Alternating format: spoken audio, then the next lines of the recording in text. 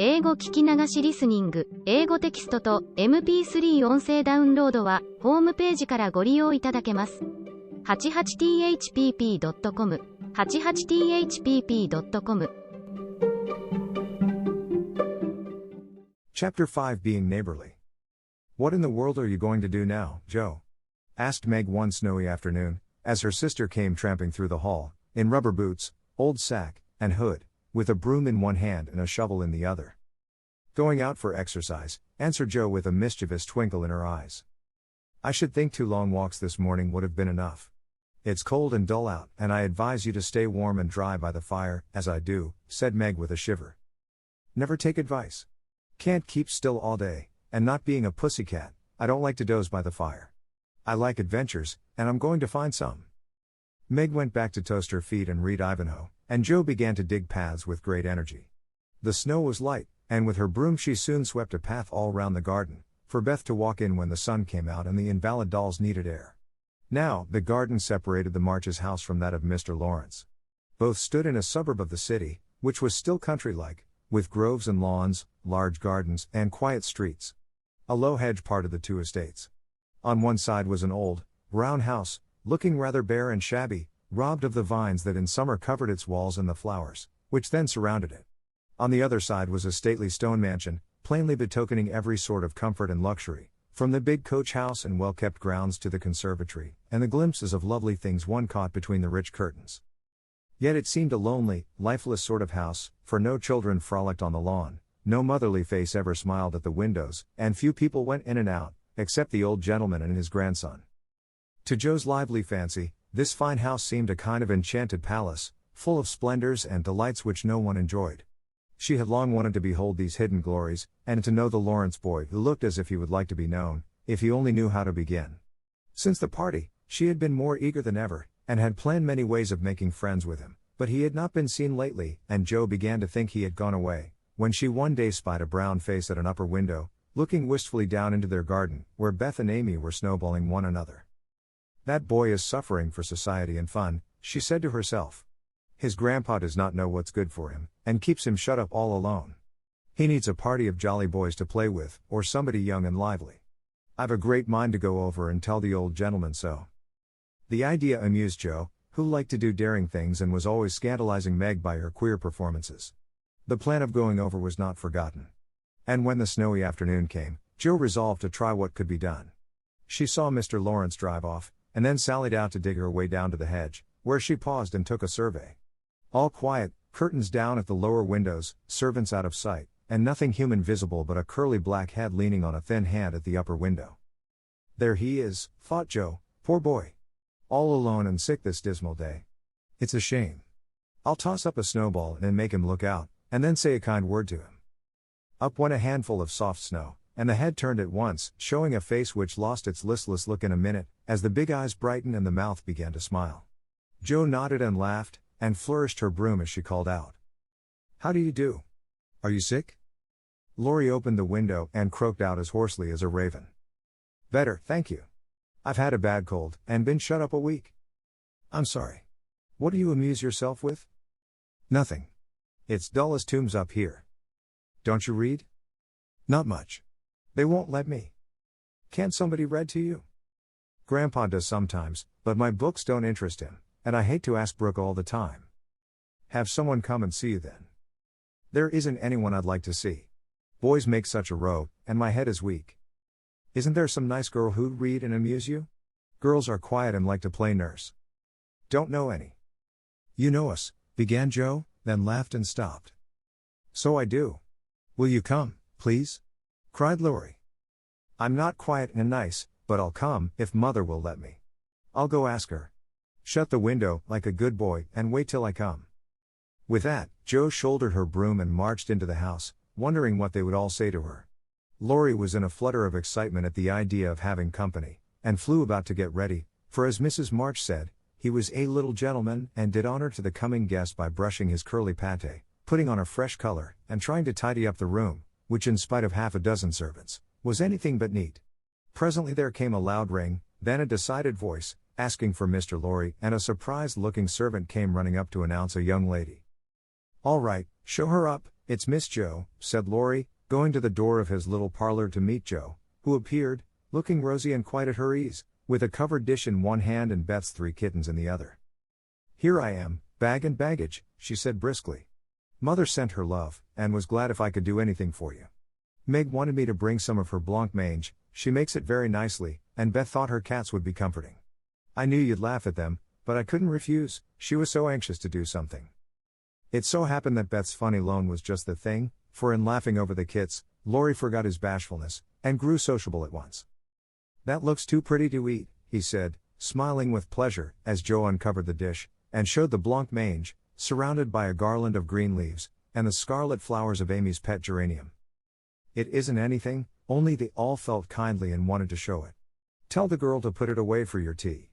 It's so simple you can eat it, and being soft, it will slip down without hurting your sore throat. What a cozy room this is. It might be if it was kept nice, but the maids are lazy, and I don't know how to make them mind. It worries me though. I'll write it up in 2 minutes, for it only needs to have the hearth brushed, so, and the things made straight on the mantelpiece, so, and the books put here, and the bottles there, and your sofa turned from the light and the pillows plumped up a bit. Now then, you're fixed." And so he was, for, as she laughed and talked, Joe had whisked things into place and given quite a different air to the room. Laurie watched her in respectful silence, and when she beckoned him to his sofa, he sat down with a sigh of satisfaction, saying gratefully, "How kind you are. Yes, that's what it wanted. Now please take the big chair and let me do something to amuse my company." "No, I came to amuse you. Shall I read aloud?" And Joe looked affectionately toward some inviting books nearby. "Thank you. I've read all those, and if you don't mind, I'd rather talk," answered Laurie. "Not a bit. I'll talk all day if you'll only set me going. Beth says I never know when to stop." "Is Beth the rosy one, who stays at home good deal and sometimes goes out with a little basket?" asked Laurie with interest. "Yes, that's Beth. She's my girl, and a regular good one she is, too. The pretty one is Meg, and the curly-haired one is Amy, I believe? How did you find that out?" Laurie colored up, but answered frankly, "Why, you see I often hear you calling to one another, and when I'm alone up here, I can't help looking over at your house, you always seem to be having such good times. I beg your pardon for being so rude, but sometimes you forget to put down the curtain at the window where the flowers are. And when the lamps are lighted, it's like looking at a picture to see the fire, and you all around the table with your mother. Her face is right opposite, and it looks so sweet behind the flowers, I can't help watching it. I haven't got any mother, you know." And Laurie poked the fire to hide a little twitching of the lips that he could not control. The solitary, hungry look in his eyes went straight to Joe's warm heart. She had been so simply taught that there was no nonsense in her head, and at 15 she was as innocent and frank as any child. Laurie was sick and lonely, and feeling how rich she was in home and happiness, she gladly tried to share it with him. Her face was very friendly and her sharp voice unusually gentle as she said, "We'll never draw that curtain any more, and I give you leave to look as much as you like. I just wish, though, instead of peeping, you'd come over and see us. Mother is so splendid, she'd do you heaps of good, and Beth would sing to you if I begged her to, and Amy would dance. Meg and I would make you laugh over our funny stage properties, and we'd have jolly times. Wouldn't your grandpa let you?" "I think he would, if your mother asked him. He's very kind, though he does not look so, and he lets me do what I like, pretty much, only he's afraid I might be a bother to strangers," began Laurie, brightening more and more. "We are not strangers, we are neighbors, and you needn't think you'd be a bother. We want to know you, and I've been trying to do it this ever so long. We haven't been here a great while, you know, but we have got acquainted with all our neighbors but you. You see, Grandpa lives among his books, and doesn't mind much what happens outside. Mr. Brooke, my tutor, doesn't stay here, you know, and I have no one to go about with me, so I just stop at home and get on as I can. That's bad. You ought to make an effort and go visiting everywhere you are asked, then you'll have plenty of friends and pleasant places to go to. Never mind being bashful. It won't last long if you keep going." Laurie turned red again, but wasn't offended at being accused of bashfulness, for there was so much goodwill in Joe it was impossible not to take her blunt speeches as kindly as they were meant. "Do you like your school?" asked the boy, changing the subject, after a little pause, during which he stared at the fire and Joe looked about her, well pleased. "Don't go to school, I'm a businessman, girl, I mean. I go to wait on my great-aunt, and a dear, cross old soul she is, too," answered Joe. Laurie opened his mouth to ask another question, but remembering just in time that it wasn't manners to make too many inquiries into people's affairs, he shut it again, and looked uncomfortable.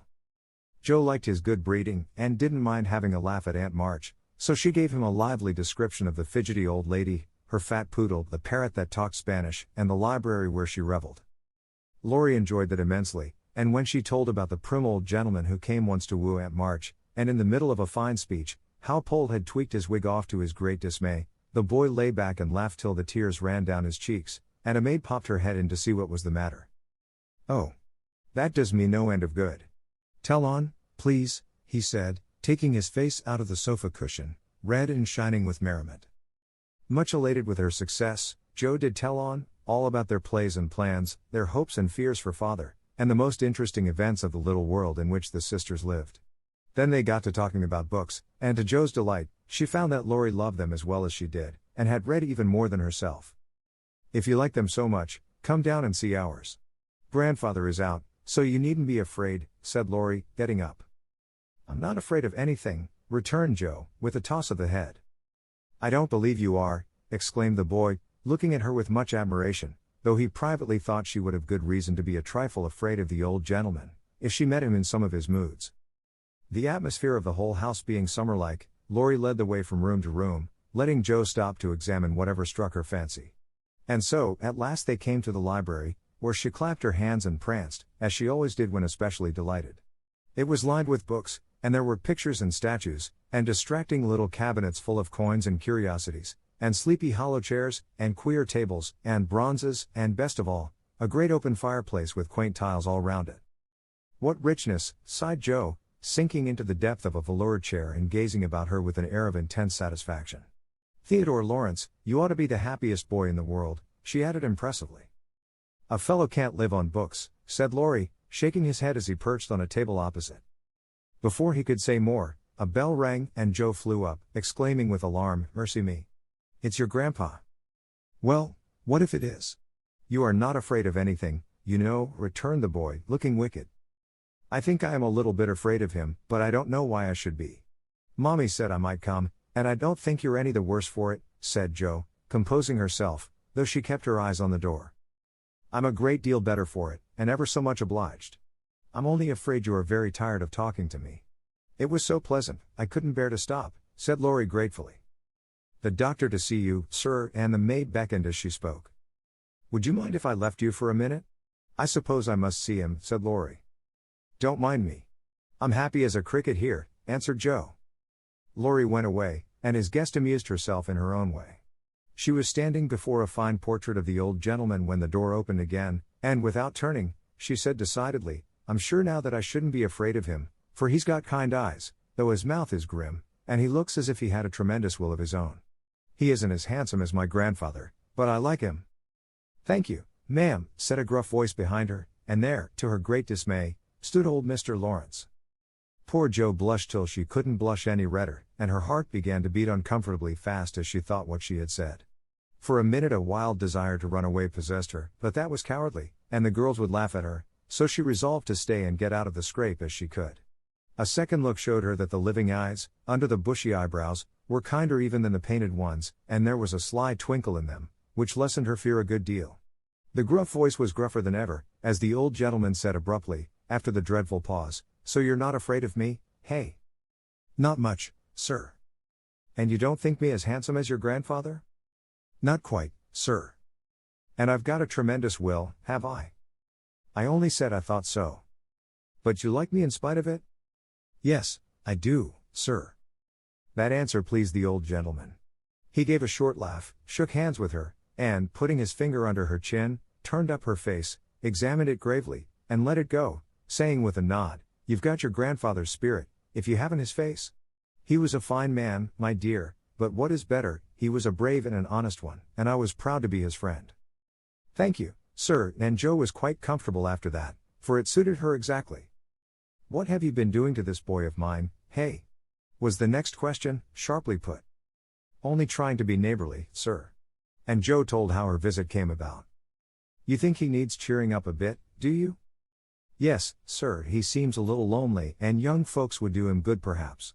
We are only girls, but we should be glad to help if we could, for we don't forget the splendid Christmas present you sent us," said Joe eagerly. "Tut, tut, tut. That was the boy's affair. How is the poor woman?" "Doing nicely, sir." And off went Joe, talking very fast, as she told all about the Hummels, in whom her mother had interested richer friends than they were. Just her father's way of doing good. "I shall come and see your mother some fine day. Tell her so. There's the tea bell, we have it early on the boy's account. Come down and go on being neighborly. If you'd like to have me, sir. Shouldn't ask you, if I didn't." And Mr. Lawrence offered her his arm with old-fashioned courtesy. What would Meg say to this? Thought Joe, as she was marched away, while her eyes danced with fun as she imagined herself telling the story at home. "Hey! Why, what the dickens has come to the fellow?" said the old gentleman, as Laurie came running downstairs and brought up with a start of surprise at the astounding sight of Joe arm in arm with his redoubtable grandfather. "I didn't know you'd come, sir," he began, as Joe gave him a triumphant little glance. "That's evident, by the way you racket downstairs. Come to your tea, sir, and behave like a gentleman." And having pulled the boy's hair by way of a caress, Mr. Lawrence walked on, while Laurie went through a series of comic evolutions behind their backs, which nearly produced an explosion of laughter from Joe. The old gentleman did not say much as he drank his 4 cups of tea, but he watched the young people, who soon chatted away like old friends, and the change in his grandson did not escape him. There was color, light, and life in the boy's face now, vivacity in his manner, and genuine merriment in his laugh. "She's right, the lad is lonely. I'll see what these little girls can do for him," thought Mr. Lawrence, as he looked and listened. He liked Joe, for her odd, blunt ways suited him, and she seemed to understand the boy almost as well as if she had been one herself. If the Lawrences had been what Joe called prim and poky, she would not have got on at all, for such people always made her shy and awkward. But finding them free and easy, she was so herself, and made a good impression. When they rose she proposed to go, but Laurie said he had something more to show her, and took her away to the conservatory, which had been lighted for her benefit. It seemed quite fairy-like to Joe, as she went up and down the walks, enjoying the blooming walls on either side, the soft light, the damp sweet air, and the wonderful vines and trees that hung about her, while her new friend cut the finest flowers till his hands were full. Then he tied them up, saying, with the happy look Joe liked to see, "Please give these to your mother, and tell her I like the medicine she sent me very much."